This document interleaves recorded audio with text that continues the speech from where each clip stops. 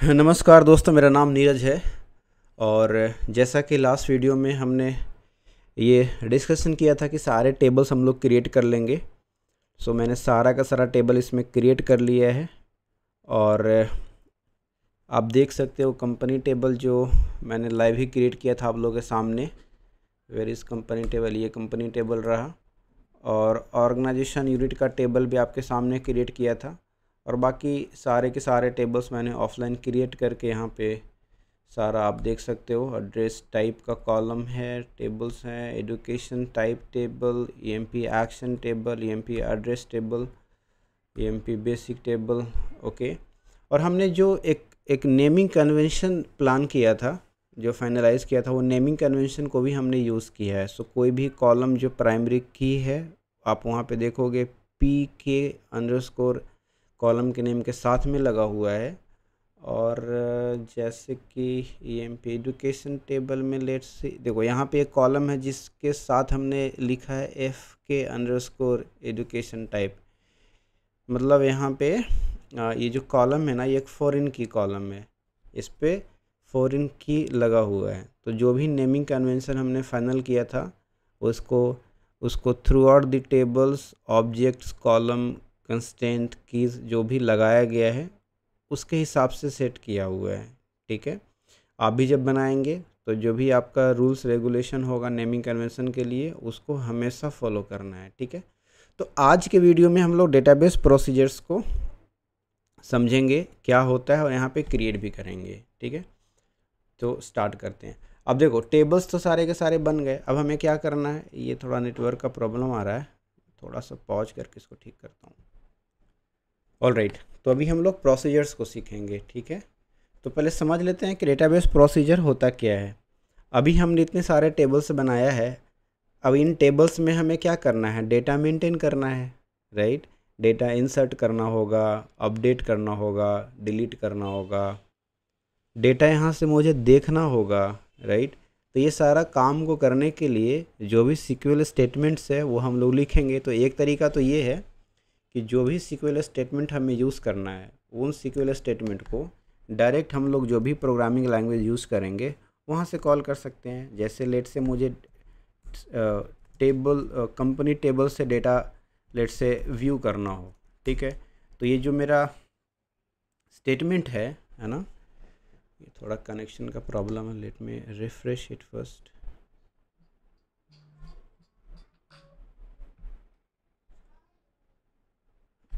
Okay.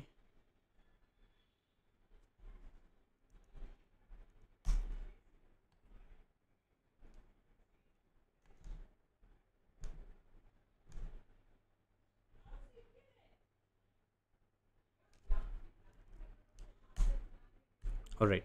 So ये table से मुझे डेटा व्यू करना हो या इस टेबल में मुझे डेटा इंसर्ट करना हो, तो जो भी इसके स्टेटमेंट्स है, SQL स्टेटमेंट है, एक तरीका है कि इन सारे स्टेटमेंट को सीधे अपने प्रोग्रामिंग लैंग्वेज में जाएंगे और वहीं पे लिखना स्टार्ट कर देंगे। लेकिन ये एक सही अप्रोच नहीं है, राइट। हम लोग क्या करेंगे, जो भी मुझे इंसर्ट करना हो, अपडेट, डिलीट या व्यू करना हो, ये काम को करने के लिए यहीं डेटाबेस लेवल पे ही छोटे छोटे फंक्शंस, छोटे छोटे ब्लॉक बना के रखेंगे और अपने प्रोग्रामिंग लैंग्वेज से सीधे उन प्रोसीजर्स को, उन फंक्शंस को हम लोग कॉल कर लेंगे। ये ज़्यादा बेहतर अप्रोच है ना। इसके कई सारे एडवांटेजेस हैं जो आप आगे आपको खुद फील होने लगेगा कि हमें क्यों प्रोसीजर्स वाला अप्रोच पे जाना चाहिए। ठीक है। एनीवे, अभी ज़्यादा दूर का नहीं सोचते हैं। फ़िलहाल एज ए डेटाबेस एक्टिविटी जो हम लोग कर रहे हैं उसके लिए हमने टेबल्स बनाया है और we don't care about the whole application. Table बनाए हैं तो टेबल में मुझे डेटा को मेंटेन करना है और वो डेटा मेंटेनेंस करने के लिए मुझे प्रोसीजर बनाना है। ये मान के चलो और ये काम को करो। प्रोसीजर बनाने के लिए क्या करना है, हमें क्रिएट प्रोसीजर लिखना होता है और प्रोसीजर का नाम, अगेन प्रोसीजर के नामकरण करने के लिए भी हम लोग एक कन्वेंशन यूज करेंगे, एक रूल यूज करेंगे। सो जितने भी प्रोसीजर होगा उस सारे प्रोसीजर के नाम हम लोग ASP_ से स्टार्ट करेंगे। सो S for stored, P for procedure, stored procedure. और उसके बाद वो टेबल का नाम देंगे जिस पे हमें ऑपरेशन परफॉर्म करना है। So it's ASP company. और मैंने क्या डिसाइड किया है कि हम लोग 2 प्रोसीजर अभी बनाएंगे। ऑफ कोर्स आने वाले टाइम में नंबर ऑफ़ प्रोसीजर्स बहुत बनेगा एक एक ऑब्जेक्ट्स के लिए, बट फ़िलहाल हमें 2 प्रोसीजर बनाना है। एक प्रोसीजर बनाएंगे जिसमें डेटा को इंसर्ट करने का और अपडेट करने का काम होगा, सो डेटा क्रिएट करने का और अपडेट करने का काम होगा। ऑलराइट। और एक प्रोसीजर बनाएंगे हम लोग जिसका काम होगा डेटा को व्यू करने का। तो ASP कंपनी अंडरस्कोर व्यू, इस प्रकार से ये VW कर लो। इस प्रकार से हम लोग 2 प्रोसीजर बनाने वाले हैं, ठीक है। नेमिंग कन्वेंशन यही होगा, कंपनी जो टेबल का नाम है वो टेबल का नाम लगा लेंगे और लास्ट में जो ऑपरेशन उस पर परफॉर्म करना है वो कर लेंगे, ठीक है। थ्रू आउट पूरे एप्लीकेशन में यही हम लोग कन्वेंशन को यूज़ करने वाले हैं। तो स्टार्ट करते हैं। अब ये प्रोसीजर में क्या काम करने वाले हैं हम लोग? इस प्रोसीजर में काम करने वाले हैं कि जो कंपनी टेबल है ना, उस कंपनी टेबल में रिकॉर्ड इंसर्ट होगा। ओके, मतलब कोई कंपनी का कोड, कंपनी का नाम, जो भी इंफॉर्मेशन है वो इंफॉर्मेशन टेबल में इंसर्ट करना है ना। बिग क्वेश्चन इसके डेटा आएगा कहाँ से? कौन इंसर्ट करेगा ये सारा इन्फॉर्मेशन को? इन्फॉर्मेशन कहाँ से अवेलेबल होगा हमारे पास? नहीं पता है हमें। ये जो टेबल बनाया है डेटाबेस में, जो प्रोसीजर बनाने जा रहा है, उसको नहीं पता है कि ये सारे कॉलम के लिए इन्फॉर्मेशन कहाँ से आएगा।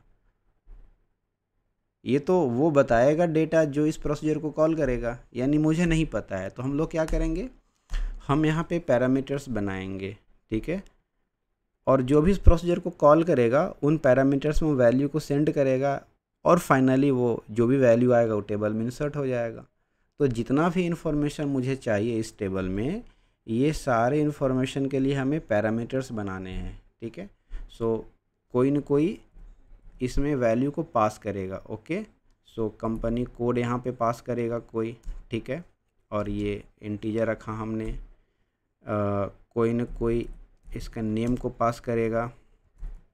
इसको थोड़ा एक्सपैंड कर लेते हैं। जो भी हमने यहाँ पे साइज़ रखा है सेम साइज को हम लोग यहाँ पे यूज करेंगे। So it's var 100 and address line 1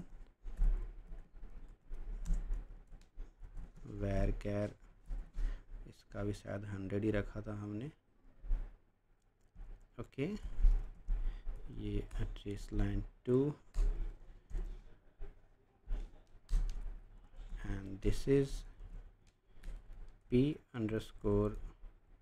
underscore code, size is char 6। ये var और char में क्या डिफरेंस होता है ये थोड़ा आप लोग पता करके बताना मुझे, ये आप लोग के लिए एक टास्क है। char 2 and this p underscore country char 2 created on updated on हम लोग यहाँ पे अभी नहीं ले रहे हैं, बताता हूँ रीजन क्यों नहीं ले रहे। ओके, सो ये सारे पैरामीटर्स यहाँ पे पास किया जाएगा। Okay, and one is p underscore id, I can have this as a pkid int, alright, begin and end। Okay, so ये जो पैरामीटर है ना, ये पैरामीटर वैल्यू कौन पास करेगा? जो भी इस प्रोसीजर को कॉल करेगा। एज ए डेटाबेस डेवलपर मुझे नहीं पता है कि वैल्यू क्या होगी, बस मुझे पता है कि वैल्यू आएगा और जो वैल्यू आएगा उसके साथ मुझे क्या ट्रीटमेंट करना है ये मुझे पता, लेकिन क्या वैल्यू होगा ये उसको पता होगा जो इस प्रोसीजर को कॉल करेगा। और आगे चल के प्रोसीजर कहाँ से कॉल होगा, तो जो हम लोग सॉफ्टवेयर बनाने वाले हैं वहाँ से प्रोसीजर को कॉल किया जाएगा। ऑलराइट, ओके, तो आप जान रहे हो कि हमें अपने pk_id जो कॉलम है, id कॉलम, इसकी वैल्यू मुझे कब चाहिए होगा? जब अपडेट करना है। जब फर्स्ट टाइम रिकॉर्ड इंसर्ट करेंगे तो इस कॉलम की वैल्यू नहीं चाहिए। क्यों? क्योंकि आप इस टेबल को ओपन करके देखो, ये ऑटो इंक्रीमेंट है, डेटाबेस इस कॉलम की वैल्यू को खुद सप्लाई करेगा। तो हम छोटा सा कंडीशन लगा सकते हैं यहाँ पे कि इफ़ ये जो पैरामीटर आपने रखा है p_pk_id, if it is null, it means मुझे इंसर्ट करना है। Okay, so insert into, table का नाम क्या है? कंपनी एंड सारे के सारे कॉलम का नाम और उसके जो वैल्यूज़ होंगे वो कॉलम का क्या क्या नाम है मेरा इंसर्ट करने के लिए। कॉलम का नेम है यूकी underscore code name address line 1 address line 2 pin code state country created on updated on. Again मैं अपडेटेड ऑन चाहूँ तो ना भी डालूँ क्योंकि जब क्रिएट कर रहे हैं तो अपडेटेड ऑन खाली रहना चाहिए। And the last one is user ID और वैल्यू क्या होगा। सो वैल्यू जो भी पैरामीटर वैल्यू आ रहा है so P underscore code P underscore name P underscore address underscore line 1 P underscore address underscore line 2 P underscore pin underscore code P underscore state P underscore country and ये pass कर देते हैं current date and time and P underscore user underscore ID. Okay और यदि value नहीं आता है let's say इसमें कोई वैल्यू आ रहा है it's not null somebody is passing value into this parameter तो हमें क्या करना है हमें अपडेट करना है। So update company and set all the column name कौन कौन से कॉलम नेम है यू क्यू अंडरस्कोर कोड का वैल्यू क्या होगा P underscore code. Okay so थोड़ा इसको ऐसे करके फॉर्मेट करते चलें। नेम का वैल्यू क्या होगा P underscore name address underscore line 1 underscore P underscore address underscore line 1 address underscore line 2 underscore p underscore address underscore line 2 pin code column की वैल्यू हो जाएगी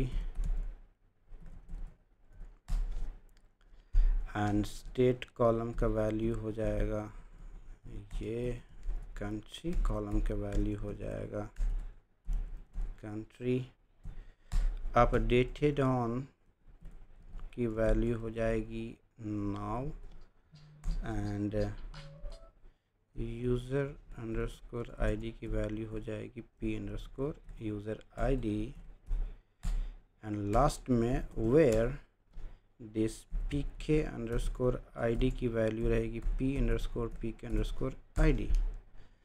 ओके सो इस तरीक़ा से हमने प्रोसीजर को क्रिएट किया। So as you can see यदि इस कॉलम की वैल्यू नल होती है तो हम लोग इस टेबल में रिकॉर्ड इंसर्ट करेंगे और नल नहीं होता है तो हम लोग इस टेबल के वैल्यूज़ को अपडेट करेंगे। ये हम लोग अपडेट कर रहे हैं तो अपडेटेड ऑन वाले कॉलम पे करेंट डेट एंड टाइम को अपडेट कर लेंगे। जब इंसर्ट कर रहे हैं रिकॉर्ड को तो क्रिएटेड ऑन वाले कॉलम पे डेट एंड टाइम को इंसर्ट कर लेंगे। ठीक है और आप यहाँ पे देख रहे हो कोई भी इंफॉर्मेशन हार्ड कोडेड नहीं है other than this date part. सब कुछ ये पैरामीटर से आ रहा है। पैरामीटर्स रखने का नेमिंग कन्वेंशन हमने सेट करके रखा है कि जितने भी पैरामीटर्स होंगे वो हमेशा पी अंडरस्कोर से स्टार्ट होंगे। ठीक है सो कोई कन्फ्यूज़न नहीं है। इस प्रोसीजर को क्रिएट कर लेते हैं।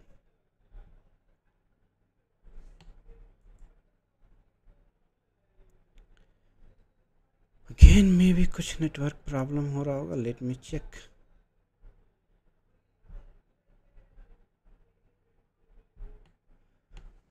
ओके सो कुछ सिंटैक्स एरर था यहाँ पे उसको मैंने ठीक कर लिया है। ये बिगिन एंड मैंने हर इफ और इल्स के साथ लगाया था। ये सीक्वल सर्वर का सिंटैक्स है माई सीक्वल में नहीं लिखा जाता है। ठीक है so I will create this now. Again something I am missing at line number 15. So what is that?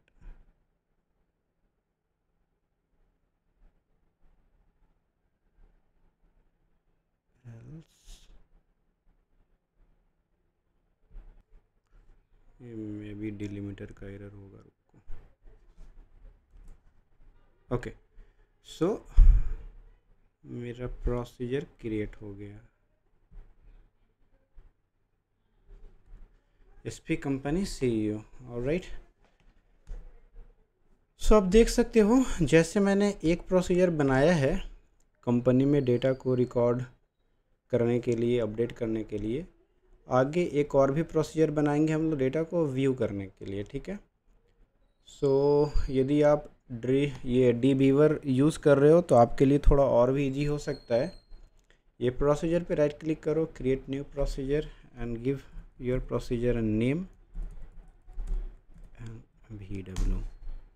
Okay, और अगेन यहाँ पे भी मुझे व्यू करना। व्यू में क्या है ना, कई सारे सिनेरियो हो सकते हैं। मैं पूरा रिकॉर्ड देखना चाहूँगा, या जो आईडी मैच जिसका कर रहा है वही रिकॉर्ड मुझे देखना है, या और भी कई सारे सर्च क्राइटेरिया हो सकता है। सो एज ऑफ नाउ मैं एक व्यू कोड एक्सेप्ट करता हूँ यहाँ पे। So let's say parameter is view code var 50 for example. ये पैरामीटर हो गया and may be p_pk_id int। अभी फ़िलहाल 2 कॉलम लेके चलता हूँ, आगे यूज़ पड़ेगा तो और देख लेंगे। सो कैसे वर्क करेगा ये व्यू प्रोसीजर। सो कंडीशंस पास करेंगे हम लोग। ये जो पैरामीटर है ना, इस पैरामीटर में somebody will pass कंडीशन, और वो कंडीशन, वो वैल्यू के बेसिस पे हम लोग डिसीजन लेंगे क्या डेटा दिखाना है। So let me write the code first, उसे आपको समझ में आ जाएगा। Select all, then just select everything from company table, okay, and else if this p_view code has a value, select by id, then where pk_id will have value parameter of id, and if सो आप देखो यहाँ पे इस procedure को थोड़ा समझने की कोशिश करो। मैंने एक पैरामीटर लिया है जस्ट टू टेक डिसीजन कि इस टेबल से डेटा मुझे कैसे दिखाना है। सो यदि इस पैरामीटर में जो भी इस प्रोसीजर को कॉल करेगा, यदि इस पैरामीटर में वैल्यू पास करता है सेलेक्ट ऑल ऐसे करके, तो मैं इस टेबल से पूरा का पूरा डेटा शो करूँगा। यदि इस पैरामीटर में कोई वैल्यू पास करता है सेलेक्ट बाय आईडी, तो मैं क्या करूँगा, इस टेबल से सिर्फ वही रिकॉर्ड को डिस्प्ले करूँगा जिसका आईडी इस पैरामीटर में पास किया गया आईडी हो। सो क्या करेगा, जो भी लोग कॉल करेगा ना, जब ये फर्स्ट पैरामीटर में सेलेक्ट बाय आईडी पास कर रहा होगा, तो लास्ट वाले पैरामीटर में एक आईडी पास करेगा। उस आईडी के मैचिंग वाले डेटा ही मुझे शो करना है। ठीक है, सो इस प्रकार से हमने एक टेबल के लिए प्रोसीजर क्रिएट किया है। अभी जितने भी टेबल्स बने हुए हैं, सारे टेबल्स के लिए इसी प्रकार से प्रोसीजर बनाना है। ठीक है, जब एक बार सारा प्रोसीजर बन जाएगा, सारे प्रोसीजर को टेस्ट कर लेंगे, उसके बाद हम लोग नेक्स्ट स्टेप्स पे आगे बढ़ेंगे। ठीक है, फिलहाल इसको टेस्ट करते हैं। ओके, यहीं से कॉल कर लेते हैं। कॉल करने का प्रोसेस क्या है, just right call and procedure का नाम एसपी कंपनी CEO, और इसमें सारे वैल्यू मुझे पास करना है। ओके, सो इंसर्ट करना हो मुझे, तो इंसर्ट करने के लिए तो इसमें कुछ वैल्यू पास करना है नहीं, सो आई विल पास नल, और कोड लेट से मैं डाल दिया 1000। Company name is let's say ABC company, and address line is may be test address, और इसमें भी कुछ डाल देते हैं या एम्प्टी छोड़ देते हैं। पिन कोड डालते हैं कुछ 110023। स्टेट का कोड डाल देते हैं लेट से DL। Country code is IN, end user ID कुछ डाल लेते हैं लाइक 12309 एंड एग्जीक्यूट इट। सो आप देख रहे हो रिकॉर्ड इंसर्ट हो गया है। ठीक है, कैसे शो करेंगे इसको? Again call another procedure SP company view, और व्यू कोड में मुझे पास क्या करना था? Select all. और नेक्स्ट प्रोसीजर पे तो कुछ पास ही नहीं करना है, या कुछ पास करो फ़र्क नहीं पड़ेगा, क्योंकि सिलेक्ट ऑल के केस में मुझे सारा डेटा शो करना है। तो अब देखो सारा का सारा रिकॉर्ड यहाँ पे शो हो जा रहा है। अपडेट करना हो तो यहाँ पे मुझे पास करना पड़ेगा ID 1 और ABC, लेट से को ABC 1 कर दिया। Executed unknown column now in the field list. Test करने से पकड़ में आया कि इसमें कुछ प्रॉब्लम है। क्या है? सो इसको ऐसे होना चाहिए, Ctrl+S, now executed, updated, again you show it here, so it's now ABC 1 company का spelling COMP। Okay, again update and again show. जिस प्रकार से मैंने सेलेक्ट ऑल शो किया है, यहाँ पे सेलेक्ट बाई ID शो करते हैं 0 पास करके तो कोई रिकॉर्ड नहीं है, but when I am passing 1 record is shown. तो ऐसे करके आपको प्रोसीजर बनाना है और सारे प्रोसीजर को आपको टेस्ट करना है। आपके एंड से आपको बिल्कुल श्योर रहना है कि आपने जो बनाया है बिल्कुल सही बनाया है, सारे ऑपरेशंस परफॉर्म हो रहे हैं, ठीक है। सो बाकी टेबल्स के लिए बाकी प्रोसीजर्स मैं बना दूंगा। बनाने के बाद इसका जो स्क्रिप्ट होगा, I will again give a script to the somewhere link in the video. All right, thank you.